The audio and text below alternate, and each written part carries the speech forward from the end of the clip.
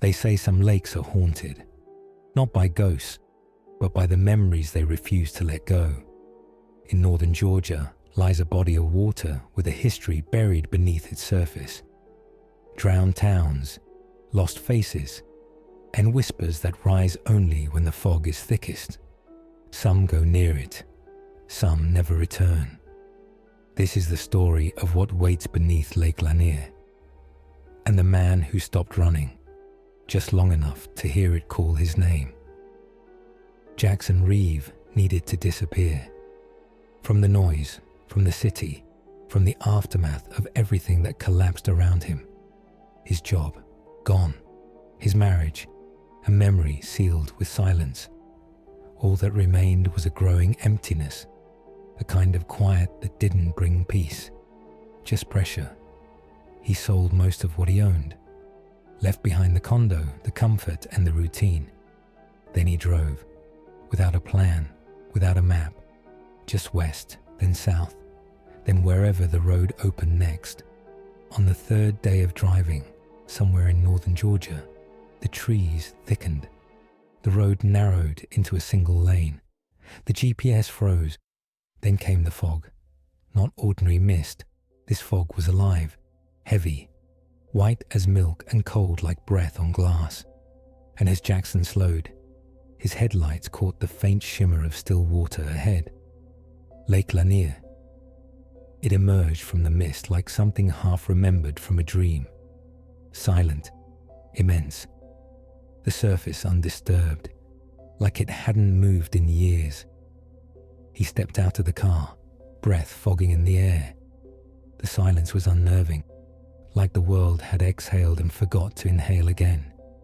To his left, an old wooden dock, crooked and half swallowed by moss. Beside it, a faded sign swinging from rusted chains. Welcome to Lanier Shore. It wasn't on any map, but here it was. Cabins hidden behind trees, an old gas pump, a road that didn't seem to go any further. Then he saw the figure, standing at the very edge of the dock, still, facing the lake. Jackson blinked, surprised. He hadn't heard footsteps. "Hello," he called out. No answer.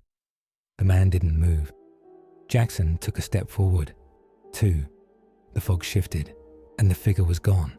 Not ran, not jumped, just vanished. There hadn't been a splash, no movement, only mist curling gently where he once stood. Jackson backed up, suddenly aware of how quiet everything was. Then a voice, calm and dry, came from behind him. "You're not from here, are you?" He turned. An older man stood on the porch of a nearby cabin, hands in his pockets, watching. Jackson hesitated, then shook his head. Number just passing through. The man didn't smile. No one just passes through Lanier, not anymore. The wind picked up, carrying the sound of water lapping at the shore. From somewhere out on the lake, a whisper, too soft to understand. But somehow, it said his name. Jackson. Jackson spun around.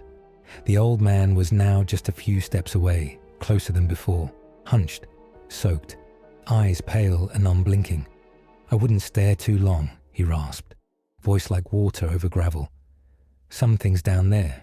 Stare back." Jackson swallowed hard. What do you mean?" The man tilted his head, like he'd heard the question before, 1,000 times. "They remember," he muttered. "Even if you don't." Then, without another word, he turned slowly and walked toward the nearby cabin. Jackson stood alone. The fog pressed tighter, the air wet with the scent of rust and algae. He looked down. Something half buried near the dock caught his eye. A thick chain coated in mud snaked into the ground. He knelt, pulling gently. At the end, a human-sized shackle. Suddenly, a splash. Behind him. He turned fast. Nothing. Only the woods. Only the still lake. Only the click of his recorder. It had turned itself on. Jackson didn't remember touching it. Static crackled. Then, a voice. His own. Arrival at Lake Lanier. Fog dense. No signs of wildlife. The air feels heavy. But he hadn't said that. Not yet. A chill ran down his spine. He clicked it off, shoved it into his backpack, and made his way back toward town. By the time he reached the diner, it was already twilight. The locals had gathered, 5 or 6 older folks staring into their coffee cups like they'd seen too much. A woman behind the counter met his eyes, then froze. "You shouldn't be here," she said softly. "I'm just passing through," Jackson replied. "Research. Writer?" He nodded. She hesitated, then slid a dusty photograph across the counter. It was faded, warped with time, but the face was unmistakable. Jackson. Same jacket, same eyes, same backpack. He looked up. "What is this?" "That photo's from 1973, she whispered. "No one ever found him." Jackson staggered back, nearly knocking over a chair. This is a joke, but no one laughed. The static returned, from his bag. The recorder clicked on again. This time, no voice, just breathing.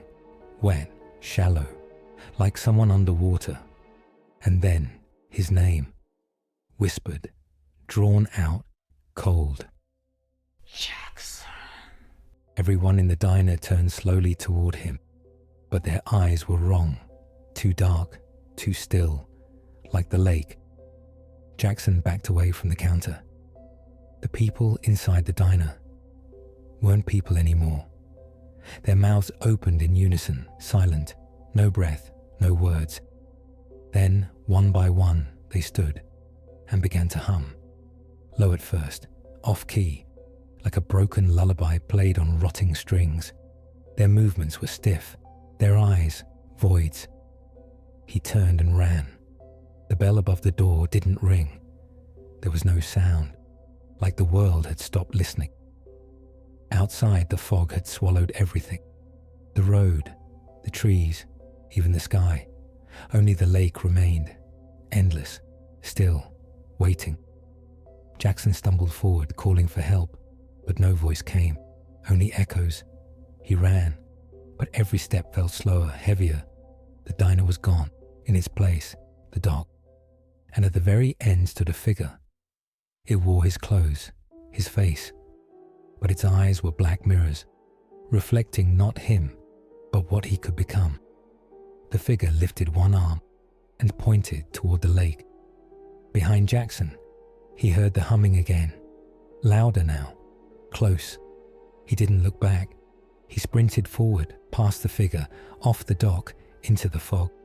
But instead of falling, he floated, weightless, like sinking into a dream he couldn't wake from. Visions rushed by, his mother crying by the water, his childhood bedroom, a voice always whispering his name when he was alone. Then, darkness. He woke up screaming, white walls, fluorescent lights, cold metal restraints against his wrists, a nurse by the door, a clipboard. Her eyes tired. "Mr. Reeve, please, calm down," she says. "Lanier," he whispers. But the nurse only frowns. That place doesn't exist. Jackson sits up. The memories blur. The fog, the humming, the mirror eyes. Dreams. They had to be dreams. But the feeling of drowning in stillness lingers. His hand trembles. There's something wet on the bedside table. A voice recorder, still damp, still playing. "Jackson," says a voice. Not his. He rushes to the hallway, barefoot, frantic. The walls ripple as he runs, down corridor after corridor. He bursts through a door, back outside, back to freedom. But the world isn't real. The sky flickers. Trees twitch in place like stage props. And under his feet, no floor, just water. Spreading, growing. Back in the psychiatric ward, Jackson sits motionless on the bed. He speaks to no one, sleeps with eyes open, draws shapes into the walls, circles, dots, stones with names, and hums. low at first, off-key, like a lullaby played on rotting strings. Underneath his door, the water begins to seep again, and outside his window, fog gathers. Jackson Reeve vanished without a trace. No explanation, no remains. Only a smooth stone left on his pillow, etched with his name. Soon after, patients in room 213 reported disturbing phenomena. Wet footprints appearing without cause, and an unseen presence that watched and dripped. Staff refused entry past sunset. Maintenance documented unexplained flooding.